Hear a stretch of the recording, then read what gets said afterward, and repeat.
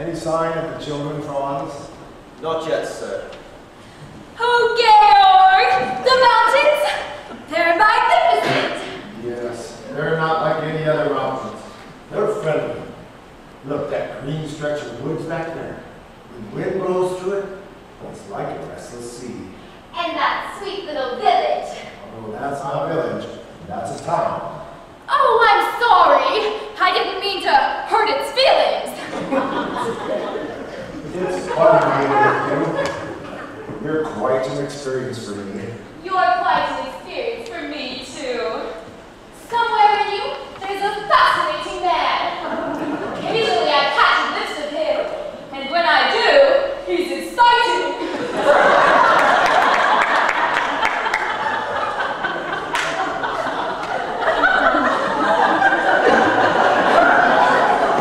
I've never been called exciting before.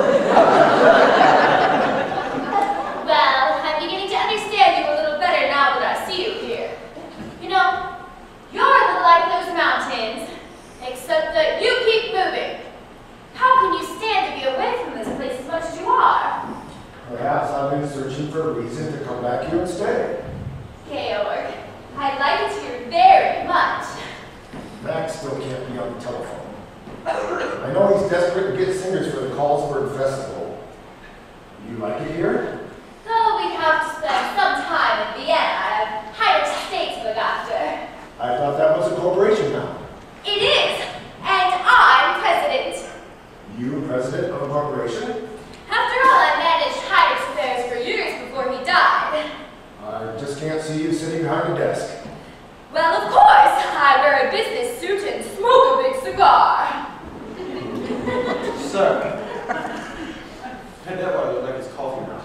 While he's telephoning? He just finished.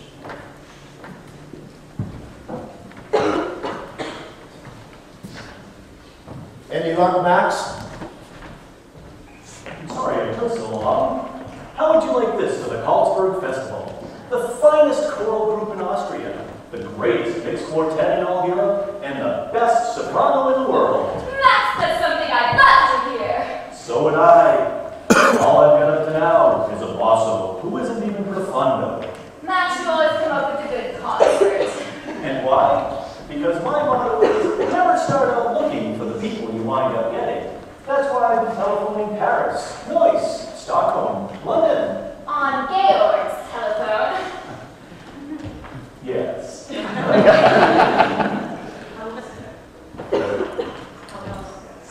How else could I afford it? Why am I up here? I hoped it was because you like me. Of course I like you.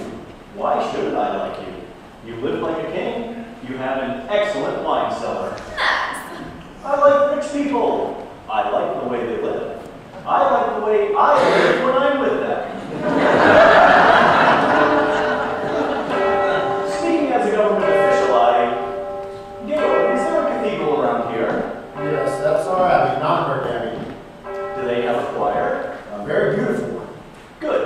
In the next few days, I shall visit all these towns around here and listen to their zendermans, choirs, quartets. You'll be here for meals, won't you? Oh, yes. It was in a town just about that size, Botsman, where I discovered the St. Ignatius Boys Choir. In 1930, they won the festival, became very famous, toured all over the world. Oh, yes. Whatever became of them? By the time their voices changed, they were rich enough to live in America. Who lives in that dilapidated castle down there? Rumpelstiltskin? No, that's Baron Elberfeld, the oldest family in the valley. I'd like to meet him. I'd like to meet all your friends. Georg, why don't you throw dinner for me while I'm here? Nothing very much, just something lavish. I wouldn't know whom to invite. Today it's difficult to tell who's a friend and who's an enemy. Now's not a good time to make enemies. Let's make some friends. I can't understand what's happened to the children. You're not worried about them, are you? They should have been here to welcome you. Well, it couldn't have been an intentional slight. They haven't even met me yet. Forgive me, I'll try to find them. Elsa, have you made up Georg's